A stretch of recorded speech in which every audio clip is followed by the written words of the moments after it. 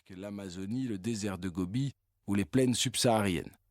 Je me brode un passé d'aventurier en 2 coups de cuillère à peau et je termine mon laïus en demandant le gîte pour 1 semaine.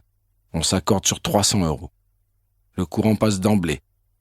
Je peux même me hasarder à parler d'alchimie quand j'observe la facilité avec laquelle nous échangeons les jours suivants. Mes journées sont vite réglées comme du papier à musique. Parce que j'ai trop conscience de la confiance qu'inspire une belle apparence, je tiens à préserver mon agréable physionomie et m'impose dès le saut du lit quelques étirements et autres exercices de calisthénie. L'effort me fait toujours l'inestimable cadeau de stimuler mon intellect, ce qui n'est pas déplaisant. Ensuite, je file me promener toute la sainte journée pour revenir exténué au crépuscule. Ma location inclut 1 repas par jour. J'ai choisi celui du dîner.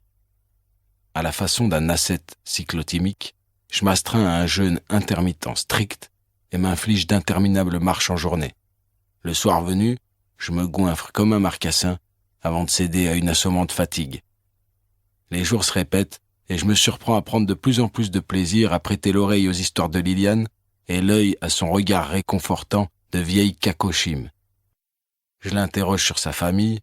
Elle me raconte que sa petite sœur, de 20 ans sa cadette, est morte mystérieusement assassinée il y a quelques mois de cela. L'assassin s'est volatilisé et l'affaire a été classée sans suite. Pour ce qui est de ses enfants, j'apprends que son fils aîné est parti vivre aux États-Unis et ne se manifeste qu'1 fois par mois par téléphone pour vérifier qu'elle bouge encore. La dernière visite de Théophile remonte à 3 ans. On a connu progéniture plus impliquée. Celui-là, il risque pas de s'étouffer avec sa gratitude, martèle-t-elle à qui mieux. J'ai eu 2 enfants, j'en ai eu qu'un de bien. Sa fille Ondine a malheureusement péri en 2008, à l'orée de ses 30 ans, dans un accident bête, si tant est qu'il en existe qui ne le soit pas. Son train était à quai, le départ était annoncé dans 5 minutes. Ayant sûrement oublié quelque chose dans sa voiture sur le parking, elle est sortie en trombe du wagon et a coupé par la voie ferrée pour éviter d'avoir à faire un détour par le tunnel souterrain. Sauf qu'un train ne desservant pas cette gare passait à ce moment-là. Son corps a été pulvérisé. On a retrouvé des morceaux à 150 mètres de l'impact. Liliane ne s'en est jamais remise. Je reste sonné quelques secondes. La dernière personne avec laquelle elle est en contact régulier est la fille de sa défunte sœur. Après le meurtre sordide de celle-ci, Liliane a replongé dans une dépression sévère. Pour couronner le tout et achever de faire de son destin une tragédie, elle a contracté une infection nosocomiale des suites d'une microchirurgie sur une blessure anodine. Ça l'a laissée très diminuée. Elle a rejeté en bloc la proposition du fils fantomatique qui avait un temps envisagé de l'installer dans un EHPAD. Lasse d'autant de revers, elle a pris le large et acquis cette maisonnette, son havre de paix. Curieusement et en dépit de ses difficultés, elle ne se plaint que modérément. Il lui arrive encore de s'enthousiasmer de ces trésors que la vie propose. Une conversation, un sourire, une extase culinaire, tous ces riens qui valent tout. Mais ces joies ne durent pas.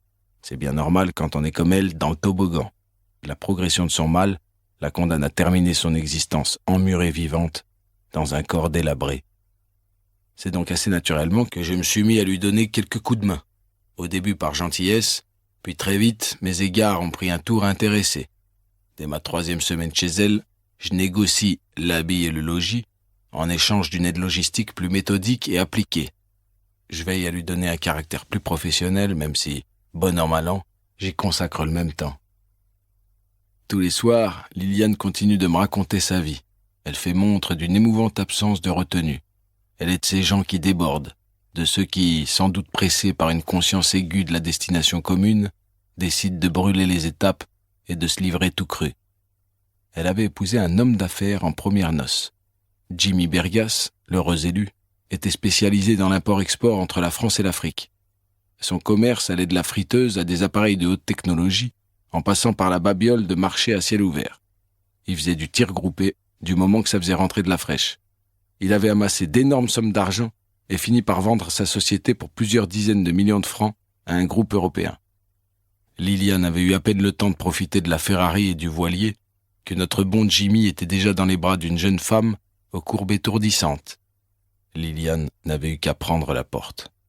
Le mariage ayant été signé sous le régime de la séparation des biens, elle était repartie avec ses 2 enfants sous le bras et une pension alimentaire chèrement négociée. Sa vie amoureuse n'avait été par... Pour continuer à écouter ce livre audio gratuitement, cliquez sur le lien dans la description et vous pourrez l'écouter en entier sans frais grâce à l'essai de 30 jours d'Audible.